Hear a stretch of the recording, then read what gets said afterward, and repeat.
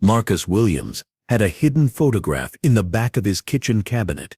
A young soldier in desert camouflage, holding a sniper rifle. No one had ever seen this photograph until that night. Welcome to Hidden Hero Stories. Before we begin this incredible story, tell me in the comments which city you're watching from today. And if you believe stories like these hidden heroes need to be told, hit that subscribe button and help us keep these stories alive. Chicago's South Side neighborhood was one of the city's toughest areas. High crime rates, economic hardships at their peak. But there was a beacon of light in this neighborhood, Tony's Diner. This small restaurant, serving since 1987, was the gathering place for neighborhood residents. Tony's Diner's head chef, Marcus Williams, was a 42-year-old, medium height, blonde, white, quiet man. His gray chef uniform was always clean and neat. He had old burn marks on his hands, but people assumed these were kitchen accidents. Marcus had been working at Tony's Diner for 15 years. Every morning he came to work at 5:30, left at 10 p.m. His duties were simple: prepare food, manage the kitchen, check supplies. That was all. The staff respected Marcus, but no one tried to have personal conversations with him. He preferred it that way. Tony Benedetto, the restaurant owner, said this about Marcus: "Marcus is a great chef. In 15 years, he's never been late, never been sick, never complained. But he's very quiet. I don't know anything about his past." This was true. Marcus wouldn't talk about his personal life. His co-workers didn't know where he lived, whether he had family, what his hobbies were. He was just the quiet chef who made perfect food. Marcus's behavior in the kitchen was remarkable. Every movement was calculated, precise, and efficient. His knife skills were perfect. His cutting technique, timing, coordination were far beyond a normal chef's abilities. But no one questioned these things. "Marcus's knife techniques are incredible," said sous chef Maria Rodriguez. "It's like the knife is part of his body. I've never seen anyone make such precise movements." On the restaurant's regular customers, retired police officer Frank Sullivan liked watching Marcus.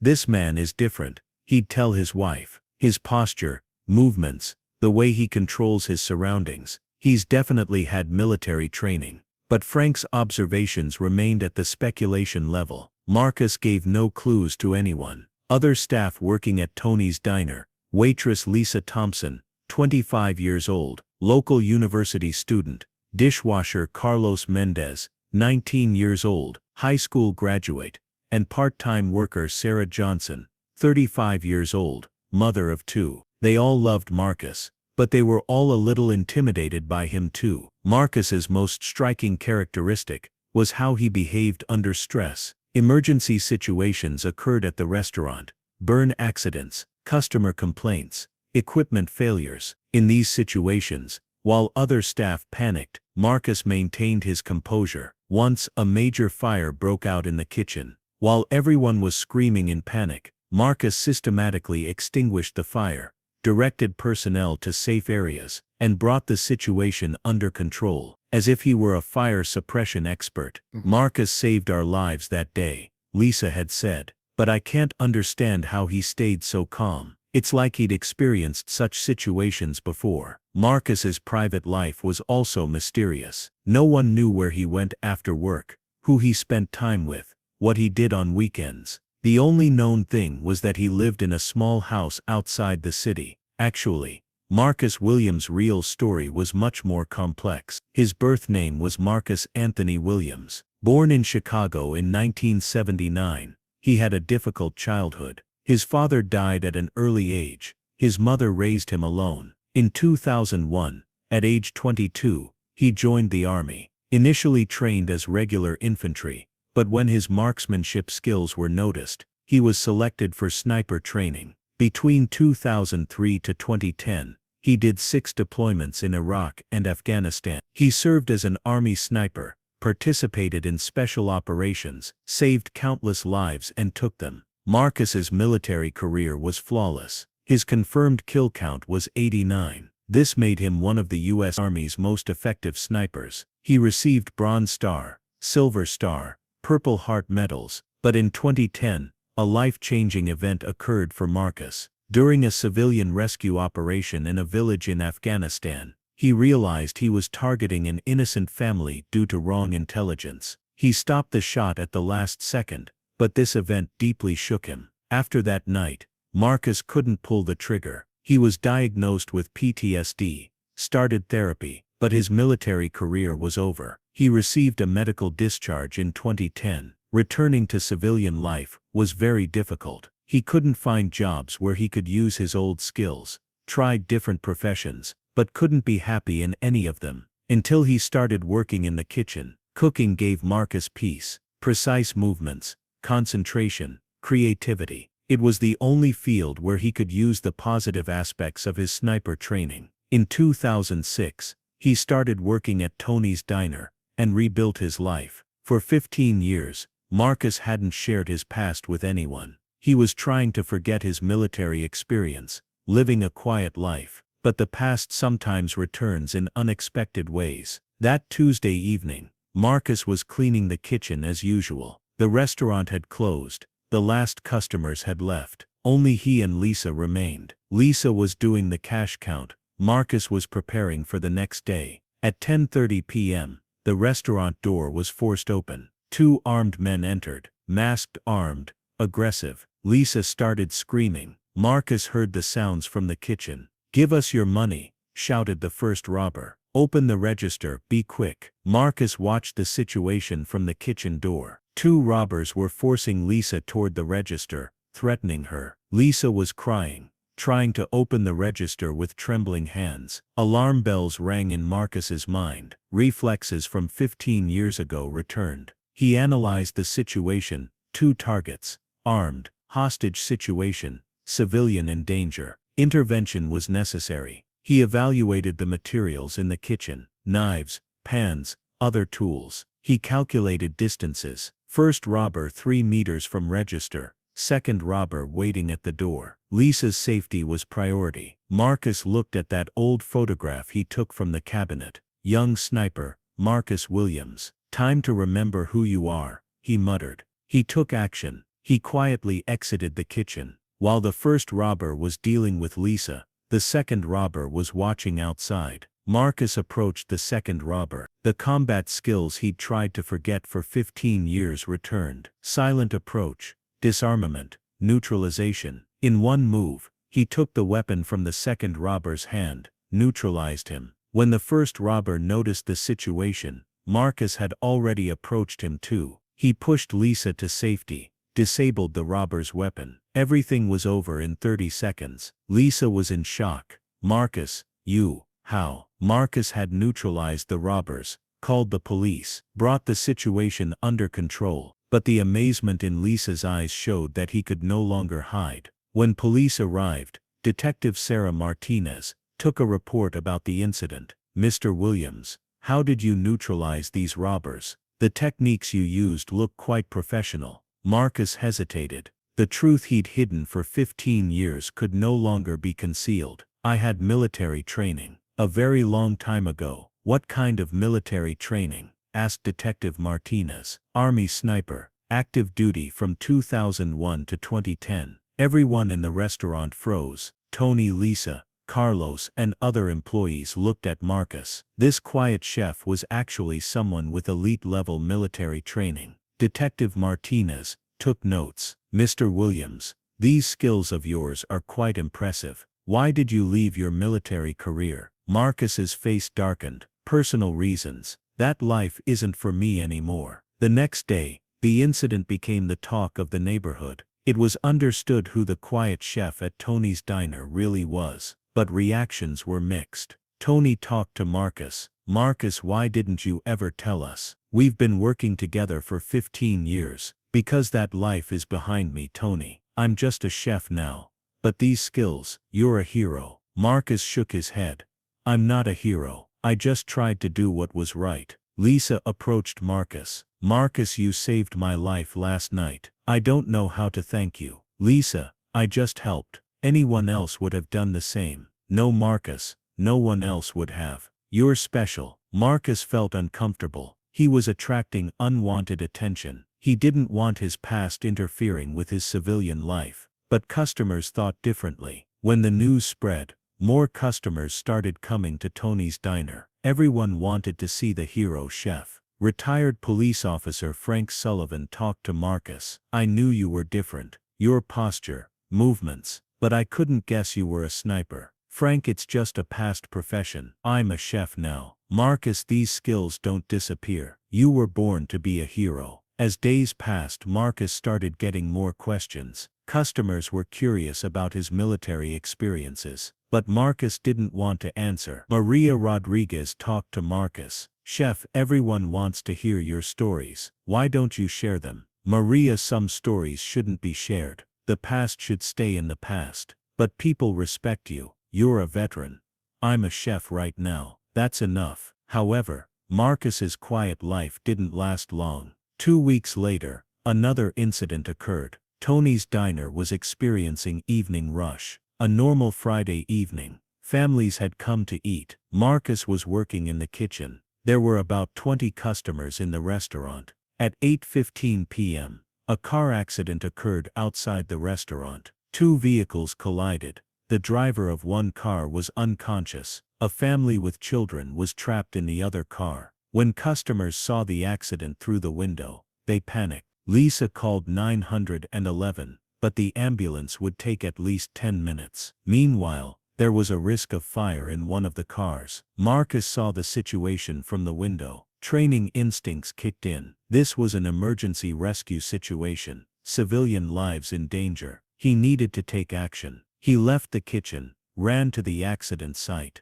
In the first car, a middle-aged man, unconscious but breathing. In the second car, a young couple and a 5-year-old girl. They couldn't get out because the car was deformed. Marcus assessed the situation. First aid priority. Clear the unconscious man's airway. Then extract the trapped family from the car. Gas leak present. Fire risk high. "Lisa," he shouted, "bring the first aid kit." Maria cleaned towels. Marcus went to the unconscious man. Pulse check, breathing check, spinal injury assessment. Combat medic training returned. The man was stable but had head trauma. He moved to the second car. The trapped family was panicked. "Everything will be okay," he said in a calm voice. "I'm going to get you out." The car door was jammed, window broken. Marcus planned the safest way to extract the family from the car. Child first, then mother, then father. "Sir, can you move your legs?" he asked the father. "I think so, but my wife is stuck." Marcus checked around the car. Gas leak expanding,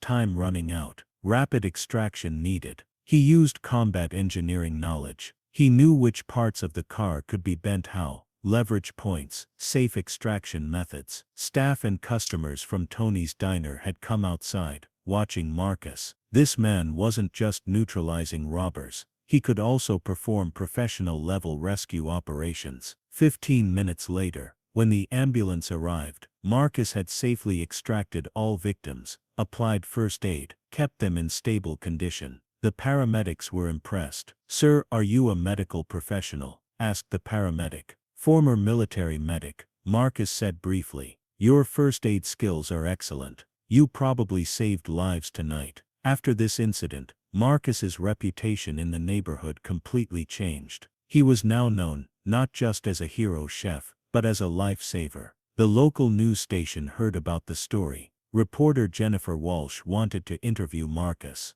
"Mr. Williams, you saved multiple lives in 2 separate incidents. Can you tell us about your background?" Marcus was reluctant. "I just help people. Anyone would do the same. But your skills are clearly professional level. What's your military background?" Marcus paused. He didn't want media attention, but the truth could no longer be completely hidden. "I served in the Army from 2001 to 2010. Special operations, primarily as a sniper and combat medic." Jennifer's eyes widened. "How many deployments did you have?" 6. "Iraq and Afghanistan. And now you work as a chef." "Yes, I wanted a peaceful life." When the interview was broadcast, Marcus's story spread throughout Chicago. Support messages started coming from the veteran community. But Marcus felt uncomfortable. He didn't want publicity. He preferred his quiet life. He talked to Tony. "Tony, Maybe I should work somewhere else. This attention is too much.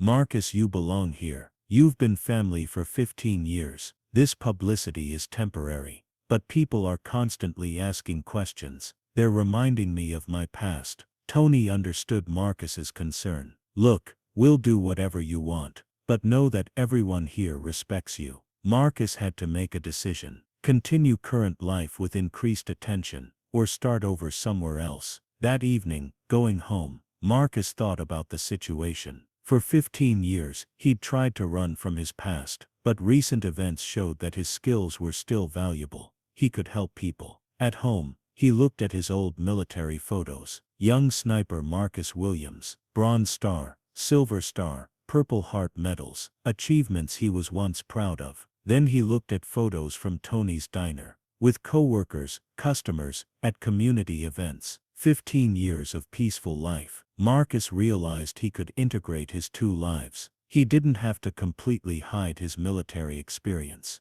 but he also wouldn't let the past completely dominate the present. The next day, he went to Tony's diner and announced his decision. Everyone, he said at the staff meeting, recent weeks have been unusual. You learned about my past, but I want you to know, I'm still the same person. I'm a chef, your colleague, your friend. Lisa smiled. Marcus, you were always our hero. Now we just know why. Tony nodded. Marcus, your family. Whatever your background, you belong here. Marcus felt appreciative. The community support was unexpected but welcome. Weeks passed. Marcus gradually became comfortable with the new attention. Veteran customers started coming to share experiences. Marcus cautiously opened up, shared selective stories. The local veteran organization approached him. They wanted him to speak at monthly meetings. Marcus accepted, but on a limited basis. I don't want to share combat experiences, he told the organizer. But I can talk about transition to civilian life,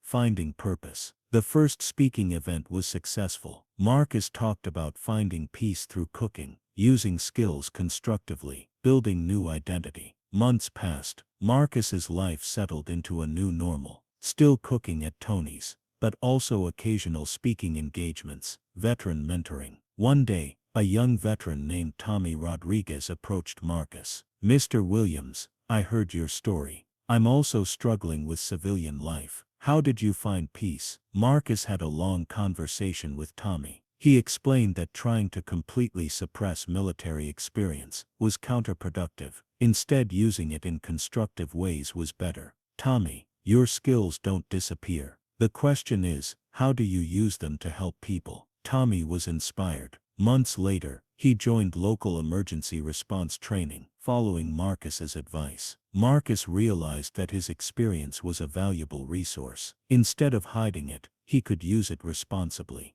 Tony's diner evolved too. It became a veteran-friendly establishment, a community gathering place for former service members. Marcus occasionally organized veteran support events, but still, at the end of each day, Marcus found the most peace in the kitchen, cooking, creating, serving people. Military skills remained in the background, in a supportive role. One evening, Mrs. Patterson, a regular customer, who was an elderly woman, approached Marcus. Marcus, you changed my perspective on veterans. Before I thought military people were just fighters, but you showed that they're also healers, protectors, carers. Marcus smiled. Mrs. Patterson, the core of military service is serving people. The method changes, but the purpose remains the same. Years passed. Marcus Williams continued as chef at Tony's diner, but now he was proud of his past. He didn't hide his military experience, but also didn't let it completely define him.